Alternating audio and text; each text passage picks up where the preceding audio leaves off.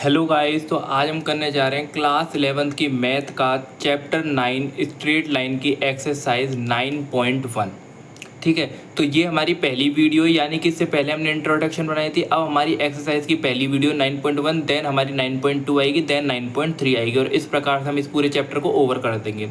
तो बिना कोई देरी करे हम इस चैप्टर को स्टार्ट करते हैं। तो देखो, अपनी एक्सरसाइज 9.1 का पहला क्वेश्चन क्या कहता है? Draw a quadrilateral in the Cartesian plane whose vertices are dash dash dash and find its area. आपको क्वाड्रिलेटरल का एरिया पता है। अच्छा, मैंने क्वाड्रिलेटरल का एरिया का कोई फॉर्मूला नहीं बताया, तो आपको क्या करना है, क्वाड्रिलेटरल का एरिया कैसे निकालना है। आप जानते हो कोई भी क्वाड्रिलेटर दो ट्राइंगल से बना हुआ होता है। आप बोलोगे कैसे? देखो, मान लो मैं अपना एक क्वाड्रिलेटरल बनाऊं, तो देखो ये क्वाड्रिलेटरल है। अगर मैं यहाँ से एक लाइन खींच दूँ तो देखो एक ट्राइंगल ये बन रहा है, एक ट्राइंगल ये बन रहा है। अगर मैं इसका एरिया और इसका एरिया निकाल दूँ, उन दोनों को जोड़ दूँ, तो इस पूरे क्वाड्रिलेटरल का एरिया आ जाएगा। आई होप आपको ये समझ में आया होगा। तो अब मैं उसी प्रकार से इस वाले क्वेश्चन को करूँगा। ठीक है, तो सबसे पहले कार्टेशियन प्लेन में एक बार मैं इसको शो करा देता हूँ। वैसे शो कराना कोई ज़रूरी नहीं है, मैं एक रफ डायग्राम बना लेता हूँ। मान लो -4,5 -4,5 कहीं यहाँ पे दे रखा है, -4,5। उसके बाद अगर मैं बोलूँ 0,7 कहीं यहाँ पे दे रखा है, 0,7। उसके मैं बात करूँ 5,-5, 5 यहाँ, -5 यहाँ, कहीं यहाँ पे दे रखा है 5,-5।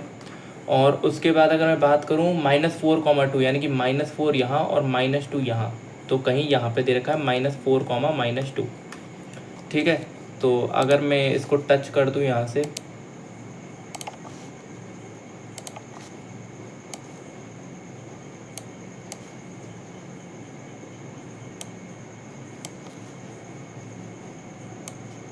और कुछ ये इस प्रकार से ये कुछ डायग्राम मेरा बनता हुआ है दिखाई देगा। तो मान लो अब आपके लिए ये ए दे रखा है, ये बी दे रखा है, ये सी दे रखा है, और ये आपका डी दे रखा है। ठीक है, ए बी सी डी मैंने ये मान लिए। अब देखो, अगर मैं इसको यूं बांट दूं कि एक ट्राइंगल ये और एक ट्राइंगल ये, ठीक है, तो मुझे यानी कि इस ट्राइंगल को A1 मान लो, इसको A2 निकाल लो, इन दोनों A1 A2 को जोड़ दूंगा तो टोटल एरिया मेरे पास आ जाएगा।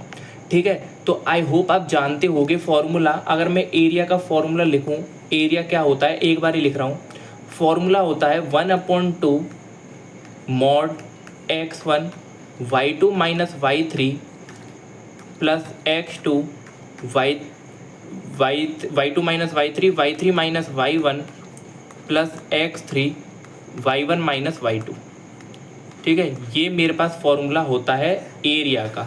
आई होप आपको ये समझ में आया होगा। अब बस मुझे वैल्यूज़ रखनी है और मेरे पास आ जाएगा। अगर मैं A1 की बात करूं, मैंने कौन सा A1 माना है, मैंने ये वाला A1 माना है, तो इसके ये वाली वैल्यूज़ -4507, इसको मैं पुट करना स्टार्ट करता हूं। तो देखो, अगर मैं 1/2 यहाँ से मैं रखूँ -4 7 + 5, -4 7 + 5, उसके बाद मुझे रखना है 0 + 0 -5 -5। ठीक है, उसके बाद यहाँ पे वैल्यूज़ दे रखी है 5 और 5 - 7। ठीक है, ये अपनी वैल्यूज़ हो गई। फिर 1/2 7 + 5 12 12 - 36, 0 से किसी को भी मल्टीप्लाई करेंगे 0 बन गया। 5 - 7 -2 -2 × 10 -10 ही आएगा यहाँ से। और ये 7 + 5 36 नहीं होता, सॉरी, ये 48 होता है। अच्छा, 1/2 माइनस का 48 + 10 58, और मॉड है तो मॉड की वजह से नेगेटिव हट जाएगा, तो 1/2 × 58, इसको मैं इससे काटूँ तो ये अपना 29। ठीक है, यहाँ से ये 29 आ गया। A1 ये किसकी वैल्यू है, ये A1 की वैल्यू है। अब आप A2 निकाल लो। A2 की अगर मैं बात करूँ, यहाँ से A2 कितना आएगा, ये आएगा 1/2। इसको भी मैंने लिख रखा है यहाँ पे पहले से। अगर मैं वैल्यू की बात करूँ तो वैल्यू भी मैं यहाँ से देख लेता हूँ। -4 ये -5 + 2 और +5 -2, -5, और ये यहाँ से -4 और 5 + 5। ये वैल्यू मैंने पहले से लिख रखी है यहाँ पे। ठीक है, जिससे कि जल्दी हो जाए, टाइम ना लगे। ठीक है, 1/2 -4 -5 2 -3 और +5 माइनस का 7 और प्लस -4, 5 + 5 10।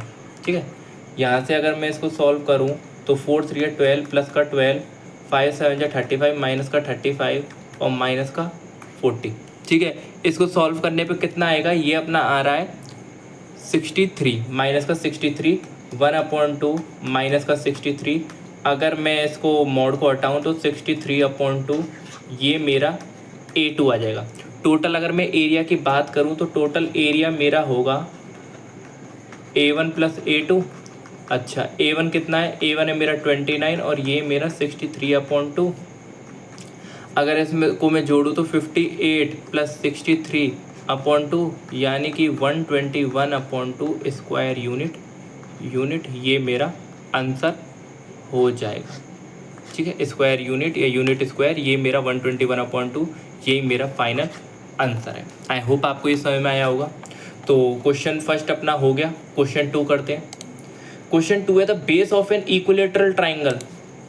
ठीक है, the base of an equilateral triangle with side 2a lies along y axis such that the mid point of base is at the origin, find vertices of triangle. देखो क्या कह रहा है, the base of N equilateral triangle. Equilateral triangle का तो base है। Equilateral triangle आप जानते होंगे जिसकी तीनों साइड बराबर होती है, इक्वल साइड्स, जिसकी सारी साइड इक्वल होती है, ऑल साइड आर इक्वल, उसको हम इक्विलेटर ट्राइंगल बोलते हैं। ये मैंने आपको बता दिया नॉलेज की।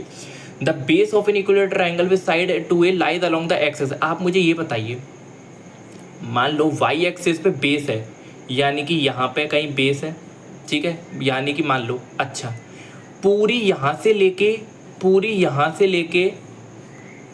ये a समझ में आया। ये क्यों है, ये पूरी लेंथ यहाँ से लेके यहाँ तक 2a, और ये बोल रहा है ओरिजिन, यानी कि यहाँ पे इसका मिड पॉइंट है, यानी कि ये a होगा, ये होगा। अगर ये मिड पॉइंट है तो 2a का आधा ही तो होंगे दोनों a।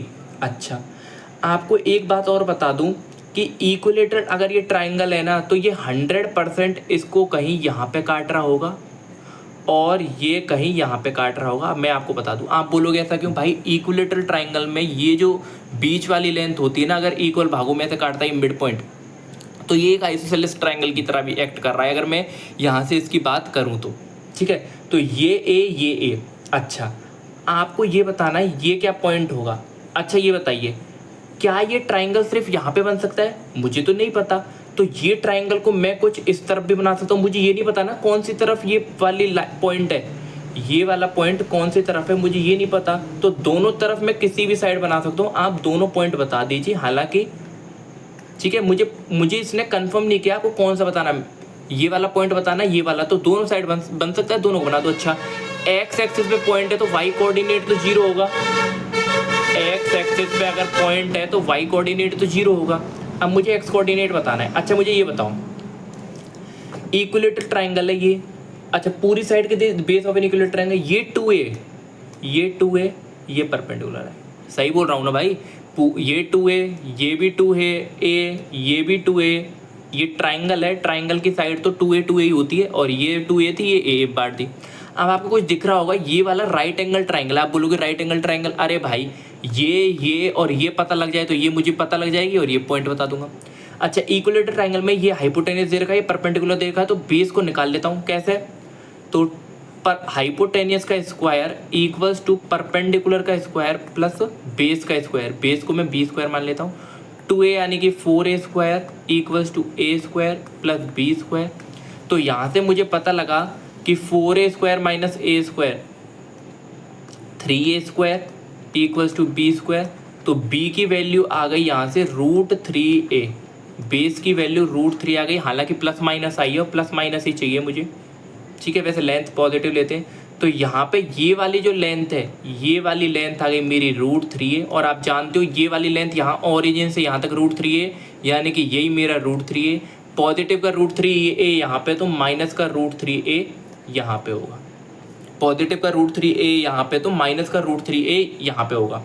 समझ में आया, पाइथागोरस थ्योरम लगाया, मैंने ट्राइंगल बनाया, इस तरफ है तो इस तरफ भी होगा। आप समझ गए होगे दोनों तरफ, क्योंकि मुझे कंफर्म नहीं है इस तरफ है इस तरफ है, दोनों तरफ बनाओ, दोनों केस बनेंगे, जितने केस बन सकते हैं सारे। तो मैंने यहाँ पे बना लिया। आई होप आपको ये समझ आया होगा इक्विलेटरल ट्राइंगल क्या होता है, राइट एंगल ट्राइंगल का थोड़ा सा पाइथागोरस थ्योरम लग गई, और ये अपना सॉल्यूशन यहाँ से हो गया। ये सॉल्यूशन है और ये भी, दोनों ये। आई होप आपको समझ में आया होगा। तो सेकंड क्वेश्चन हो गया। नेक्स्ट क्वेश्चन करते हैं। Find the distance between P Q when P Q is parallel to Y axis and P Q is parallel to X axis. अच्छा, एक कॉन्सेप्ट है जो मैं यहाँ पे समझाना चाहता हूँ इस क्वेश्चन के थ्रू। वैसे ये कॉन्सेप्ट है, मैं इसको थ्योरी के रूप में पढ़ाता हूँ, पर आपको यहाँ पे क्वेश्चन भी पूछ रखा है तो इसको भी करते हैं। तो देखो, एक है कार्टेशियन प्लेन। मैंने जब स्ट्रेट लाइन की थ्योरी कराई थी, मैंने सबसे पहले कार्टेशियन प्लेन ही बताया था, क्योंकि मुझे पता है भाई स्ट्रेट लाइन हुई है, कोऑर्डिनेट ज्योमेट्री इससे ही होती है। ठीक है, अब आपसे क्या बोल रहा है, P and Q, find the distance between P and Q when P Q is parallel to Y axis. मान लो इस वाई एक्सिस यही तो है, वाई एक्सिस ये है और अपनी एक्स एक्सिस ये। ठीक है, तो ये बोल रहा है पी क्यू पैरेलल है वाई एक्सिस के। मान लो कोई लाइन है, मान लो ये लाइन है और ये पी क्यू है। ठीक है, मान लो ये जो लाइन है ये पी क्यू है। ठीक है, अगर ये पी क्यू है तो इसका पी दे रखा है x1 कॉमा y1 और q दे रखा है x2 कॉमा y2। अच्छा, मैं अगर आपसे पूछूं इस पी क्यू की लेंथ क्या है, अगर मैं पी क्यू की लेंथ की बात करूं, तो आप देख रहे होगे ये वाला जो x कोऑर्डिनेट है, ये तो x कोऑर्डिनेट, ये यहाँ पे और यहाँ पे दोनों पे सेम ही तो है। ये वाला स्ट्रेट है, ये x कोऑर्डिनेट x1 और ये x2। हालांकि x1 x2 लिख दिए, पर आपको पता लग रहा होगा x1 इक्वल्स टू x2। अरे भाई, अगर लाइन पैरेलल है वाई एक्सिस के तो ये x कोऑर्डिनेट ही तो है। तो x कोऑर्डिनेट एकदम यहाँ पे, तो ये इसका और x कोऑर्डिनेट इसका, ये दोनों सेम होने चाहिए, x1 और x2 सेम है। अगर मैं इसकी लेंथ पूछूं, इसकी लेंथ क्या होगी, तो आपको दिख रहा होगा ये पूरी लेंथ, इसको y1 माइनस y2 होगी इसकी लेंथ। आप बोल रहे हो y2 माइनस y1 क्यों नहीं हो सकती, मॉड लगा लो। मॉड का मतलब समझ में आया, y1 माइनस y2 या y2 माइनस y1 दोनों एक ही वैल्यू है। इस क्वेश्चन को ठीक से समझना, आई होप आपको ये समझ में आएगा। मैं बता रहा हूँ फिर से, सुनो। आप ये बताओ, ये वाली एक स्ट्रेट लाइन है, इसका x कोऑर्डिनेट, ये x कोऑर्डिनेट इस वाले पॉइंट का भी यही होना चाहिए, क्योंकि ये x कोऑर्डिनेट और इसका भी यही होना चाहिए, यानी कि x1 और x2 बराबर है। ये वाली समझ में आई, क्योंकि x कोऑर्डिनेट सेम है, पैरेलल है इसके, तो x कोऑर्डिनेट सेम है, x1 x2। अच्छा, x1 x2 सेम है, तो अगर मैं इस वाली लेंथ की बात करूँ तो ये क्या होगी, इसमें से इसको माइनस कर दो, y1 माइनस y2 या फिर y2 माइनस y1। समझ में आ रहा है। अब मोड क्यों लगाया, क्योंकि y में से y2 को माइनस करो, हमें पता नहीं है कौन सा पड़ा है। अच्छा, आपको यहाँ से समझ में नहीं आ रहा, फॉर्मूला पे आ जाओ। अच्छा, ये तो पता लग गया x1 और x2 बराबर है, तो आप ऐसा करो, पी क्यू का डिस्टेंस निकालो। डिस्टेंस फॉर्मूला से होता क्या है, ये होता है अपना x1 माइनस x2 का whole square plus y1 minus y2 का होल स्क्वायर। ठीक है, मेथड 2 बता रहा हूँ, मेथड 2। मेथड 1 तो मैंने बता दी डायरेक्ट, मेथड 2 देखो, पी क्यू। अच्छा, x1 और x2 बराबर है, तो x1 में से x2 अगर बराबर है तो ये दोनों कट जाएंगे, तो 0, ये तो खत्म हो गया। यहाँ पे क्या बचा, y1 माइनस y2 का होल स्क्वायर। ठीक है, y1 माइनस y2 का होल स्क्वायर आपका आया।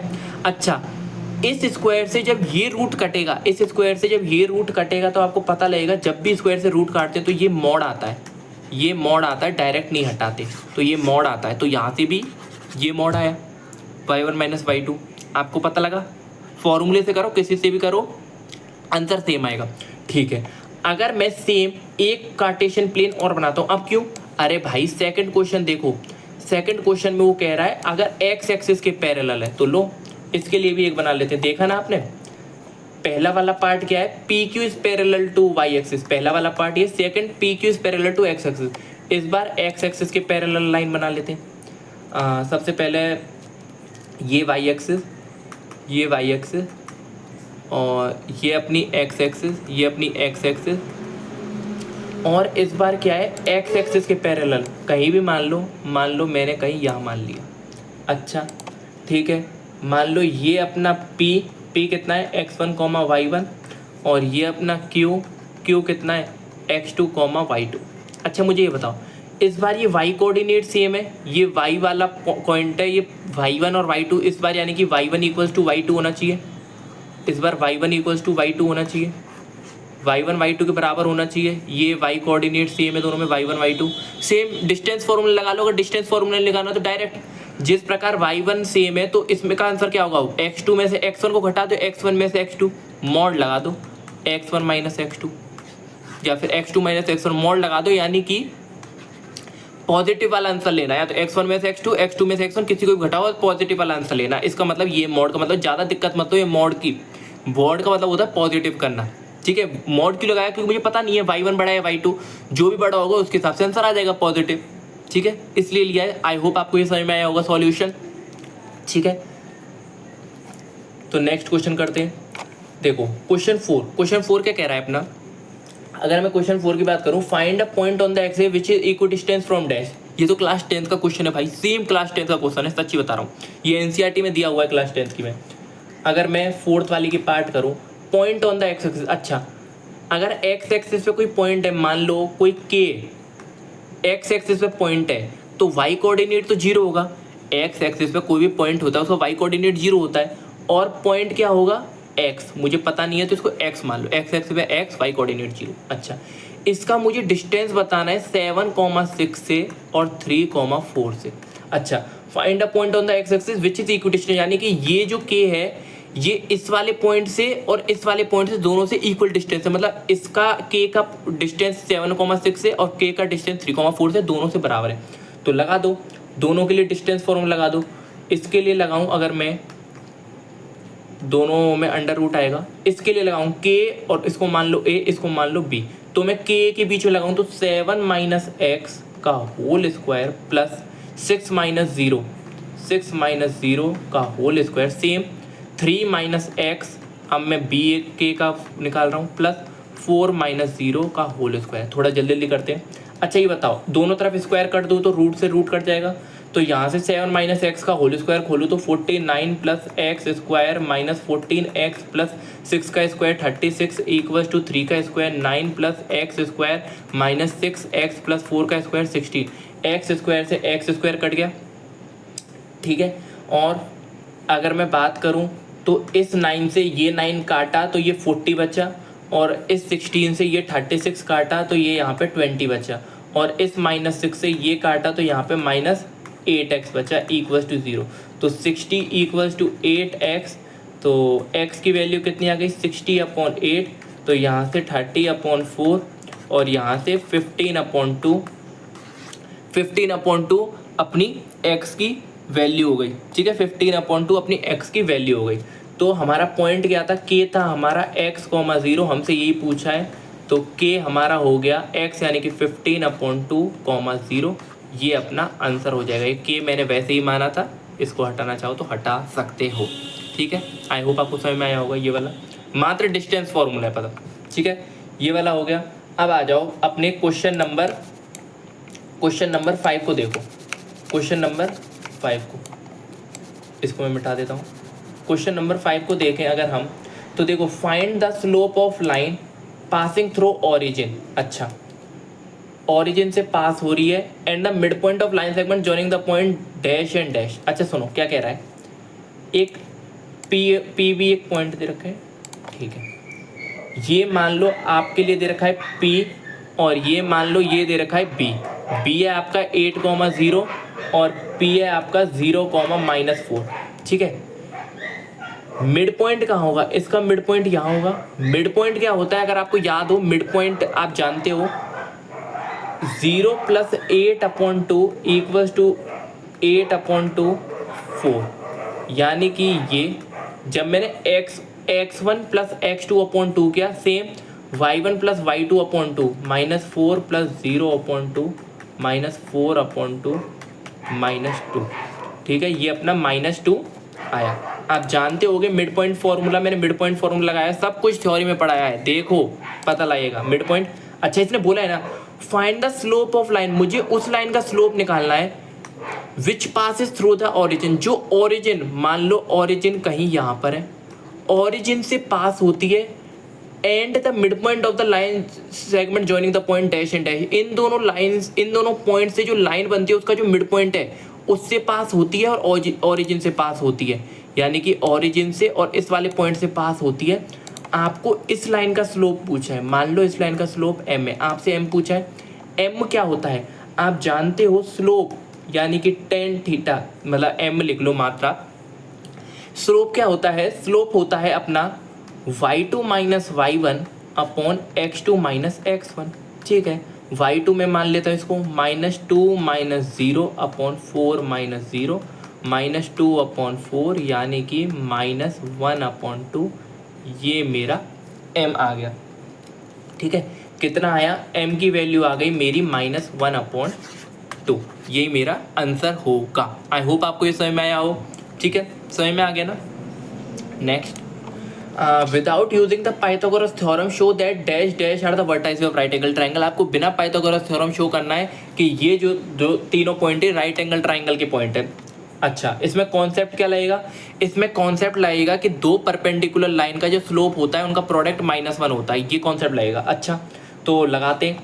पहले सबसे पहले एक ट्राइंगल बना लो, राइट एंगल ट्राइंगल। अच्छा, वैसे शो करना है राइट एंगल के, पर पहले हम राइट एंगल बना लेते हैं, ठीक है। अभी मुझे पता नहीं है पर पता लग जाएगा, ठीक है। मैंने पहले ही राइट एंगल ट्राइंगल मान लिया, कोई दिक्कत नहीं। ये 90 डिग्री।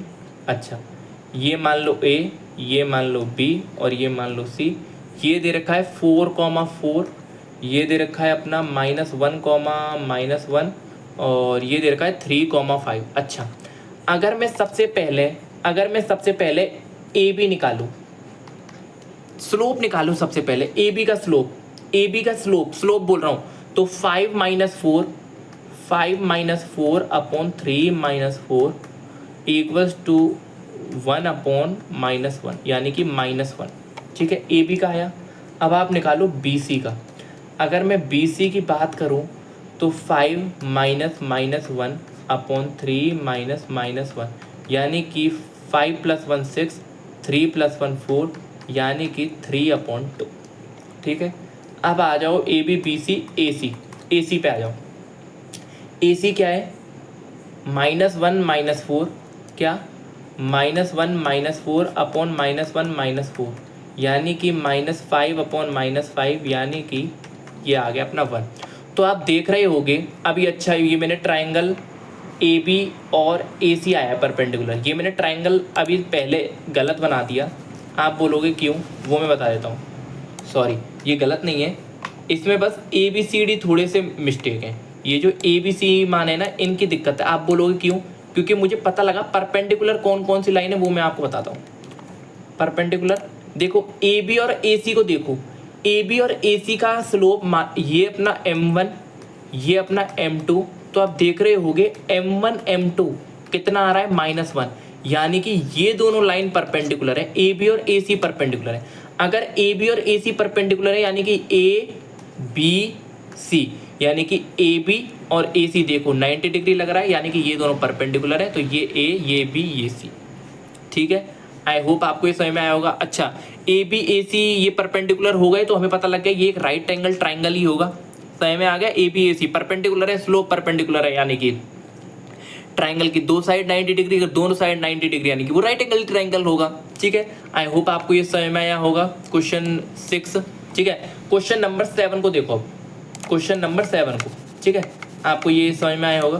क्वेश्चन नंबर 7 को देखें, अगर हम थ्योरी पढ़ लो उसके बाद सारे क्वेश्चन बन जाएंगे, पक्की गारंटी है, ठीक है।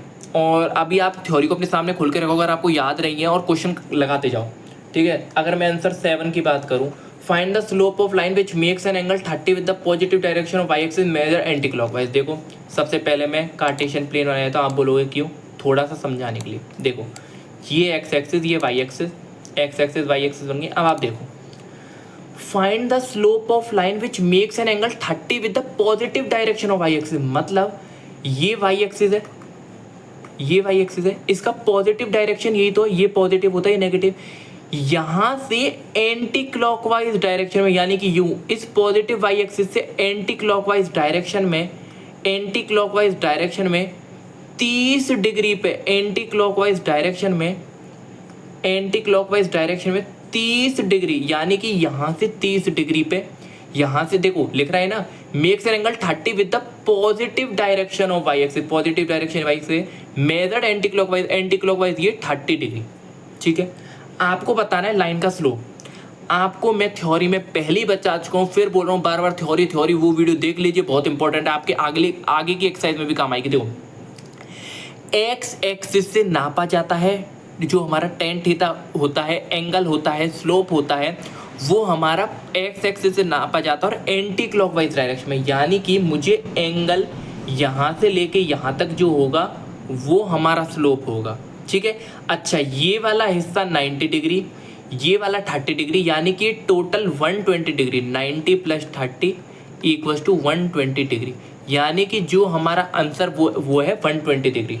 यानी कि हमारा आंसर स्लोप हमारा क्या है, tan थीटा होता है और थीटा की वैल्यू क्या है 120 डिग्री। अच्छा आप जानते होगे ट्रिग्नोमेट्री भी मैं इसी चैनल पे करा चुका हूँ, अगर आपको पता नहीं हो 120 को कैसे चेंज करते हैं तो मैं आपको चेंज करके दिखाता हूँ। m tan यहाँ पे मैं आपको बता देता हूँ, इसको हम लिखेंगे 180 - 60। 180 - 60 120 होता है। ठीक है, अब आपको भी पता है, मैं आपको बता चुका हूँ कि कभी भी आपको 180 दिखे तो जो 10 है वो उसको 10 ही रहने दो और जो 60 है उसको चिपका दो। और 180 - 60 अगर मैं क्वाड्रेंट बनाऊं तो 180 ये होता है, इस 180 में से कुछ घटाएं यानी कि इस वाले क्वाड्रेंट में आएंगे 180 - 60, यानी कि इस क्वाड्रेंट में। सेकंड क्वाड्रेंट में सब नेगेटिव होते हैं सिर्फ साइन और कॉसेक को छोड़ के, यानी कि ये नेगेटिव होगा यानी कि माइनस। तो m की वैल्यू आ गई tan 60 होता है √3 यानी कि -√3। ये अपना आंसर यहाँ से हो जाएगा। अगर मुझसे स्लोप पूछे तो -√3 ये अपना आंसर होगा। आई होप आपको ये भी समझ में आया होगा। ठीक है, नेक्स्ट क्वेश्चन करते हैं। क्वेश्चन 8 देखो, क्वेश्चन 8 है without using distance formula show that the point dash dash and dash are the vertices of parallelogram. Parallelogram के पॉइंट शो करने विदाउट डिस्टेंस फॉर्मूला यूज करें, ये भी बहुत ईजी। अब आप बोलोगे कैसे, अच्छा डिस्टेंस फॉर्मूला को यूज नहीं करना, उसका क्या बोलते हैं स्लोप का, पैरेललोग्राम के पॉइंट शो करने बिना डिस्टेंस।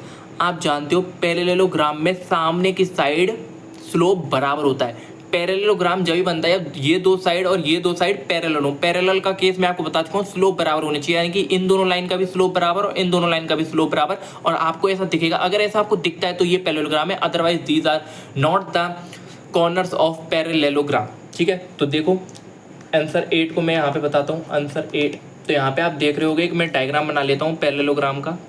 तो देखो यहाँ पे ये कुछ ऐसा टेढ़ा, यहाँ पे इस लाइन को कुछ ऐसा टेढ़ा बना दो, इसको कुछ ऐसा बना दो और इसको मैं यहाँ से यूं टच कर देता हूँ। इसको थोड़ा सा मान लेना पास में,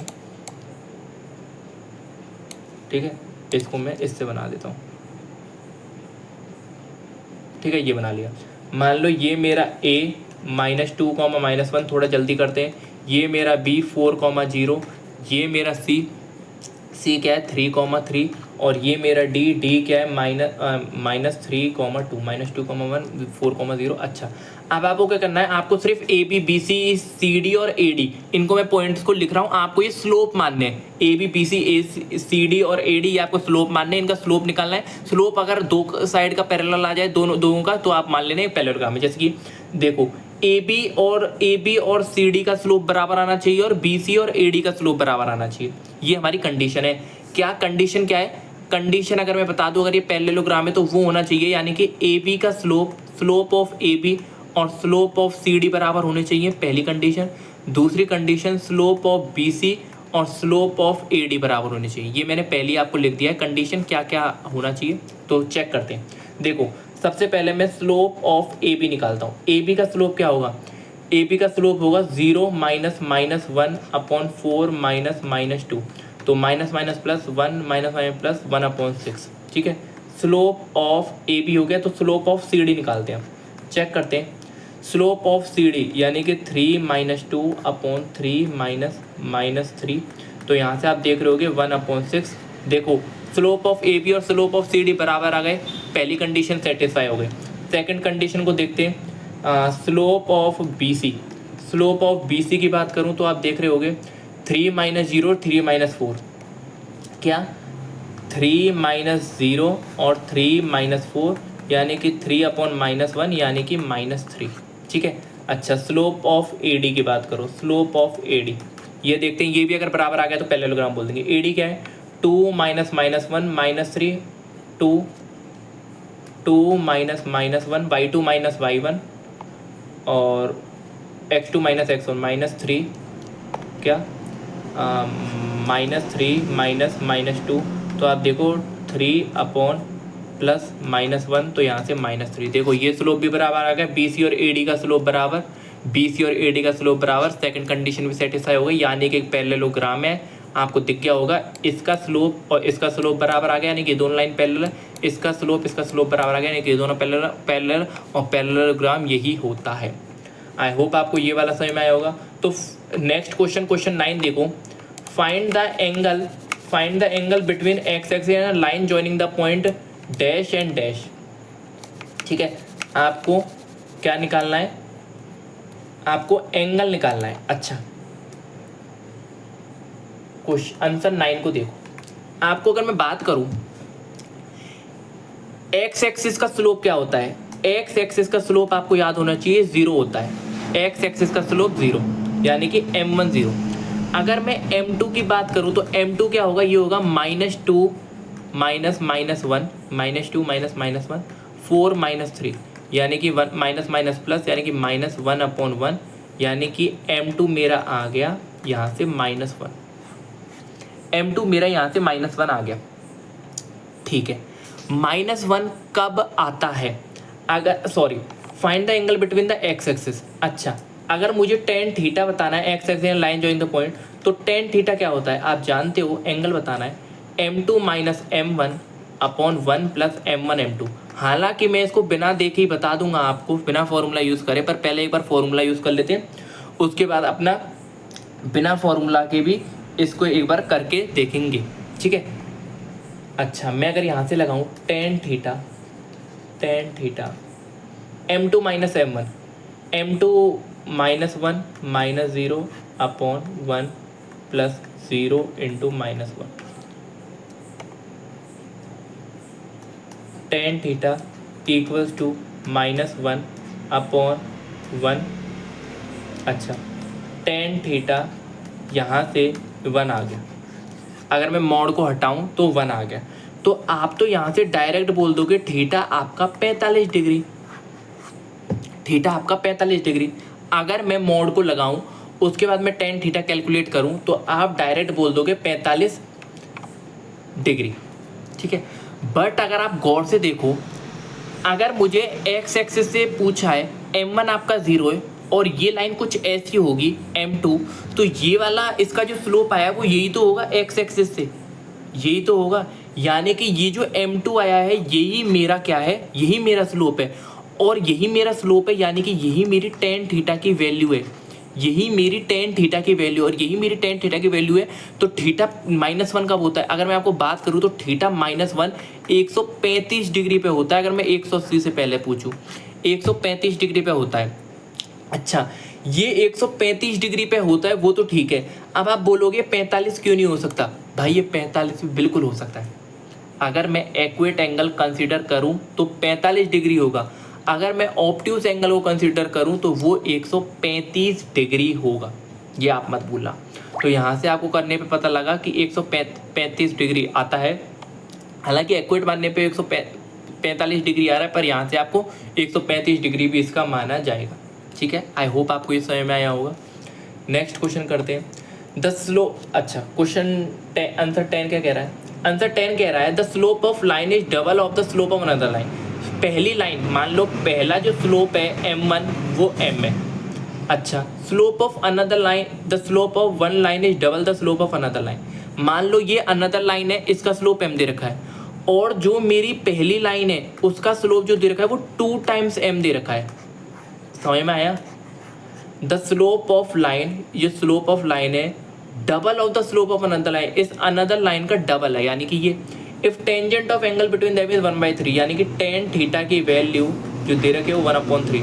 आपसे स्लोप ऑफ द लाइन पूछा है तो चुपचाप फॉर्मूला लगा दो, tan theta = mod m2 - m1/1 + m1 m2। ठीक है, tan थीटा दे रखा है 1/3 mod m2 यानी कि 2m - m/1 + 2m × m। ठीक है, अगर मैं इसको और सॉल्व करूँ तो 1/3 2m - m/1 + 2m²। ठीक है, मॉड को अगर हटाऊँ, अगर मैं मॉड को हटाऊँ तो 2 केस लेके चलते हैं, जब भी मॉड हटाते, एक प्लस एक माइनस। ठीक है, तो यहाँ से +1/3 m/1 + 2m², यहाँ से प्लस कंसिडर किए, यहाँ से माइनस कंसिडर करूँ तो -1/3 equals to M upon 1 plus 2m²। याद रखना मॉड को हमेशा प्लस माइनस के साथ खोलते हैं। अच्छा, अगर मैं इसको क्रॉस मल्टीप्लाई करूँ तो 1 plus 2m² equals to 3m, एक तरफ ले आऊँ तो 2m² plus 3m sorry minus का 3m प्लस 1 इक्वल्स टू 0। अगर मैं इसके फैक्टर बनाऊँ तो फैक्टर बनेंगे 2m² माइनस 2m माइनस का m plus 1 equals to 0। 2m common लूँ तो यहाँ से m माइनस 1 और माइनस 1 कॉमन लूँ तो m minus 1 equals to 0। 2m minus 1 equals to m minus 1 equals to 0, यानी कि m की वैल्यू 1/2 आई और एक 1 आई, यानी कि ये आपकी दो वैल्यूज़ हुई। अच्छा, m1 क्या माना था? m1 मैंने 1/2 माना था, तो m2 क्या था? m1 मैंने 1/2 ही तो माना है। देखो m1 मैंने m माना है, m2 मैंने 2m है। अच्छा, m1 अगर मेरा m है तो m2 में अगर ये m है तो इसका डबल यानी कि 1। अगर मैं m1 को 1 मानूँ, इफ़ m1 ये तो m2 ये, इफ़ m1 1 तो m2 कितना है 2 टाइम्स, तो m2 2। यहाँ से 4 वैल्यूज़ आ गई आपकी, यहाँ से 4 वैल्यूज़ आ गई, ये आपके आंसर है। और अभी और आएगा, पहला केस लिया, अब दूसरा केस और लो, 4 वैल्यूज़ यहाँ से। अब मैं इसमें क्रॉस मल्टीप्लाई करूँ तो -1 minus 2m² equals to 3m, एक तरफ ले आओ तो 2m² प्लस का 3m प्लस का 1 इक्वल्स टू 0, तो 2m² plus 2m plus m plus 1 equals to 0। तो 2m को कॉमन लूँ तो m plus 1 plus 1 m plus 1 equals to 0। ठीक है, यहाँ से अगर मैं 2m प्लस 1 और m प्लस 1 मेरे दो फैक्टर बन गए, अगर मैं इसको 0 के बराबर करूँ तो m की वैल्यू -1/2 और मेरी -1।